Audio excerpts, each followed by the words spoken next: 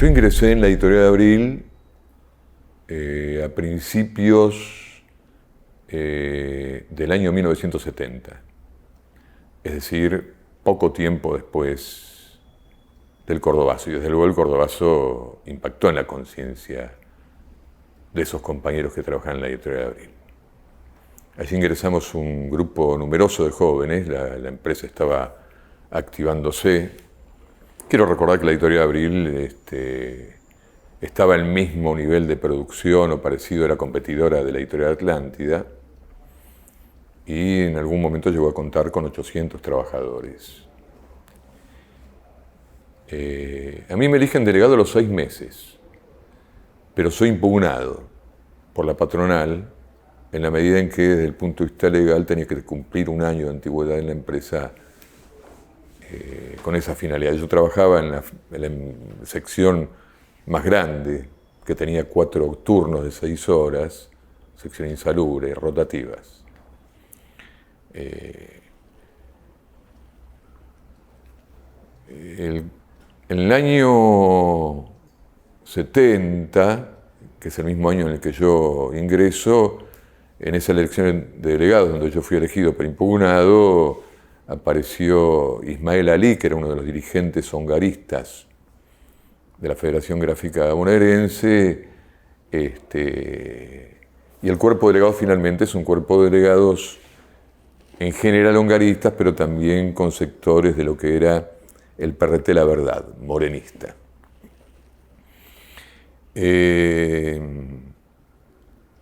Al año siguiente hay elecciones, pero que ya no son por elecciones por sección, sino que la interna del año anterior se divide y por lo tanto se forman 2 listas donde triunfa el hongarismo por escasa cantidad de votos contra la lista formada por el PRT La Verdad. Quiero señalar esto porque durante esos 2 años prácticamente no se hacían asambleas de fábrica ni de sección. La dirección sindical en el transcurso de esos años no había tomado las reivindicaciones de los trabajadores sección por sección, y al año siguiente se produce una crisis que no voy a desarrollar, lo que hace que nosotros formáramos una lista que es la lista naranja, que no tiene ninguna oposición, porque tenía un apoyo enorme en el conjunto de la fábrica. Y que eran las elecciones ampliamente. A partir de allí, desde el año 72 hasta el año 76, en que se produce el golpe, sucesivamente se van produciendo triunfos de esta misma lista, etc. Pero quiero señalar lo siguiente porque hubo un cambio de rumbo en la orientación sindical y en los métodos que tenía esta nueva comisión interna.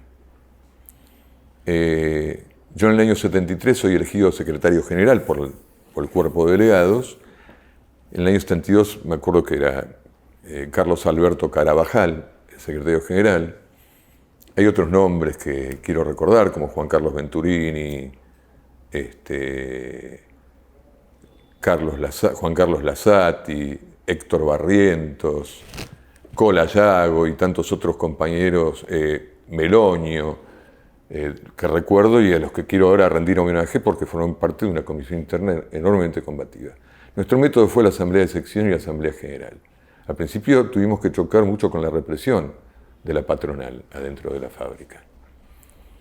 Pero fuimos pavimentando un camino a partir de las asambleas de sección que permitió poner en pie esa comisión interna y empezamos a lograr conquistas particulares que no voy a enumerar, pero por ejemplo logramos la subvención de lo que consumíamos en el buffet, en una lucha muy importante que dimos y que fue el primer triunfo que obtuvimos y que de algún modo moralizó al conjunto de los trabajadores de la fábrica, aunque pequeño. Y luego cuestiones que tenían que ver con la seguridad industrial, zapatos de seguridad, cosas muy pequeñas que finalmente nos permitieron poner en pie la comisión interna y obtener aumentos salariales muy poderosos, incluso que nos colocaban desde el punto de vista salarial por encima de los obreros de la Ford. En el año 73, a Venturini y a mí, como resultado de nuestra acción sindical, nos suspendieron y como resultado de esto entramos a la fábrica a la fuerza. Recuerdo que a los empujones tiramos al suelo a los vigilantes, acompañados por los compañeros de fábrica muy temprano en la mañana. Una inmediata asamblea de fábrica decide ocuparla y obtenemos un triunfo resonante porque arrancamos prácticamente todas las reivindicaciones. Recategorizaciones, aumento de salarios y luego el método que desarrollábamos en la empresa fue ese, el de la Asamblea General, Asamblea de Secciones. Existía un poder dual en la empresa, era algo extraordinario. Conseguimos un cuarto de delegados que no existía y empezamos y superamos la quietud y la parálisis que sindicalmente se había tenido en los años anteriores.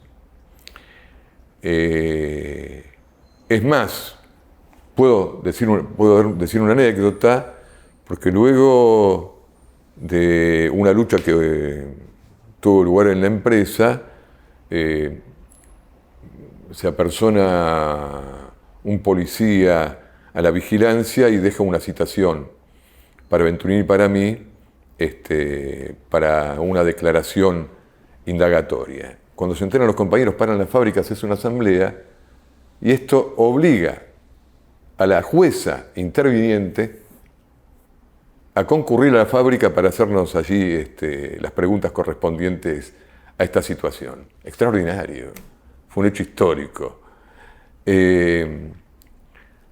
Bueno, muy importante esto. Luego quiero señalar el papel que hemos jugado como resultado de esta acción, el vínculo que comenzamos a tener con otras comisiones internas cercanas, cuerpo delegado, activistas. Por ejemplo, nuestra empresa estaba cerca de ese monstruo textil que era la Hidrófila, que tenía lo que ellos llamaban, estaba dirigido por el peronismo de base y se llamaba Consejo Obrero, un sector muy combativo, con el que tomamos relación, delegados de la fábrica Avon, del perfume, y cuando tiene lugar el Rodrigazo, recuerdo que comenzamos a integrar las coordinadoras interfabriles de la zona norte, que con ellas protagonizamos acontecimientos enormemente importantes, como es la marcha que se realizó en la Panamericana con alrededor de 20.000 trabajadores, liderados por los trabajadores de la Ford. Me acuerdo que cantamos Isabel, Isabel, cuánto gana un obrero, cuánto gana un coronel. Esa movilización fue frenada, recuerdo, por la Policía Federal, que en la intersección, en el acceso norte, en la intersección de la Panamericana con la General Paz, impidió nuestro paso. En el año 74 también jugamos un rol importante ante la intervención del loperreguismo de la Federación Gráfica, al frente de la cual se puso a Jorge Sacur. Y nosotros, cuando tuvo lugar esto, paramos la fábrica. También recuerdo que fue la primera empresa que paró cuando asesinaron al hijo de Raimundo Ongaro, la AAA. Lo mismo sucedió con el asesinato de Rodolfo Ortega Peña, que era el diputado peronista disidente que juró diciendo que la sangre derramada no será negociada. En fin, todo esto formaba parte también de nuestro accionar. Y un hecho muy importante es que ante el despido, suspensión o amenaza a cualquier compañero, en la empresa inmediatamente se hacía una asamblea y se impedían estas acciones patronales. Es decir, que había un ejercicio de la defensa de los compañeros de la represión, tanto externa como interna, lo cual hizo que a la postre resultara natural que cuando a mí me secuestraron, en abril del 76, luego de estar amenazado por la AAA en el 75, los compañeros pararan. Resultó un acontecimiento lo mismo que para cualquiera despertarse a la mañana, bostezar o caminar. Fue un hecho de esta naturaleza. Bueno, la mañana de mi secuestro yo fui a la fábrica a 5:30 de la mañana, de modo de poder entrar a trabajar. Salía el turno noche y entraba el turno mañana. Los de la vigilancia me hacen saber que yo no pertenecía más a la fábrica. Lo comento con los compañeros. Pocos instantes después aparece un grupo de tareas. 5 tipos de civil que me meten las manos detrás y me ponen esposas. Me sacan los empujones, me meten en un Peugeot 505, recuerdo porque todavía lo veía, pero logro ver que los compañeros salen al playón y empiezan a arrojarle proyectiles. Es decir que ya la fábrica estaba en pie de lucha contra el secuestro, ya me había dado cuenta yo de eso. Bueno, atravesamos algunas vías de ferrocarril porque sentía el sonido del tren y de la barrera cuando bajaba y subía. Y llegamos a un lugar en el que me hacen subir las escaleras a los tumbos. No duró mucho el viaje, porque desde la fábrica a donde luego supe que estaba, que era la comisaría de Villa Martelli, no había mucho trecho. Bueno, allí me ponen una manta en la cabeza, estoy 4 horas allí, incluso pensé que me iban a matar. Bueno, pero debido a que los compañeros habían salido en comisiones, tenían parada la fábrica, prácticamente ocupada, habían recorrido comisarías, cuarteles, etc., como fruto de esto, quedé libre. Tuve mis dudas al salir porque pensé que me iban a secuestrar al salir, o que me iban a aplicar la ley de fugas, como solía ocurrir. Pero esto no sucedió, entonces fui hasta la General Paz, de donde esa comisaría no está lejos, en el límite con la capital federal, del otro lado de esta avenida del Tejar. Vi un taxi y lo tomé. Y me dirigí hasta la fábrica con el taxi.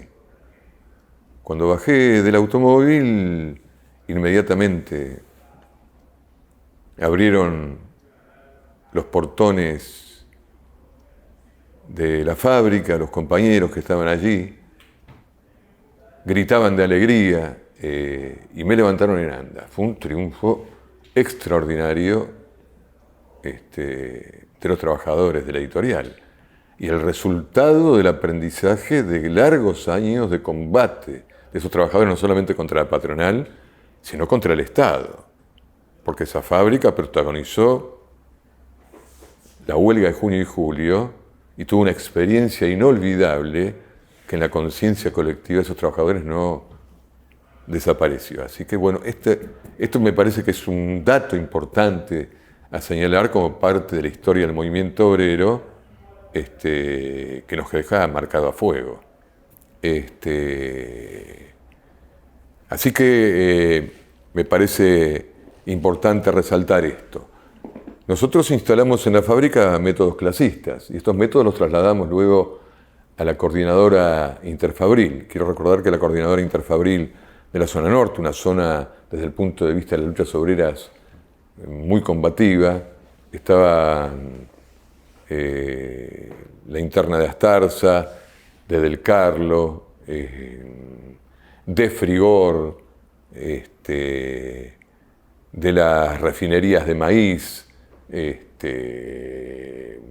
la fábrica Squibb, de los laboratorios Lázaro, es decir, una multitud enorme de empresas que iba creciendo. Y considero fundamental colocar esto como un ejemplo, digamos, del crecimiento de las luchas obreras, del crecimiento de la tendencia a la independencia política y sindical respecto a la burocracia. La burocracia, con estos acontecimientos, había empezado a perder fuerza, pero el problema es que no habíamos logrado reconquistar los sindicatos a pesar de la coordinación interfabril, razón por la cual, al permanecer los sindicatos en manos de la burocracia, esto fue un factor muy importante para que después de la huelga de junio-julio del 75 hubiera un periodo, en los términos del mismo ascenso, de cierto reflujo como producto de el plan Cafiero, que era un plan mucho más gradual económicamente, que golpeaba a los trabajadores, pero que no era una política de shock. Poco antes del golpe, nosotros recuerdo que marchamos por las calles de Florida, que es una localidad de Vicente López donde está instalada la fábrica, e hicimos una asamblea con los compañeros de SQUIP, de la hidrófila, etcétera, pero estábamos ya a las puertas del golpe. Vale la pena mencionar que el partido, ya en su congreso del 14 de diciembre de 1975, había pronosticado este golpe, no el día, por supuesto, pero lo había pronosticado, y también las características del mismo. Señalaba que este iba a ser un golpe que pretendía ajustar cuentas con aquellos trabajadores que habían protagonizado acontecimientos tales como el Cordobazo y esta propia huelga de junio y julio. Había que aplastar a sangre y fuego, y es así como ocurrió. Esta caracterización nos permitió a nosotros poner a salvo a muchos compañeros y pasar rápidamente a la clandestinidad. Incluso sacábamos el periódico una vez por mes, lo sacábamos fingiendo que eran bolsas de polietileno. Se armó un aparato importante de tipo clandestino que nos ayudó a seguir militando y manteniendo nuestra prensa y nuestra propaganda en el seno de los trabajadores. Bueno, quería señalar esto, que me parece reflexiones importantes y un relato sobre la experiencia vivida.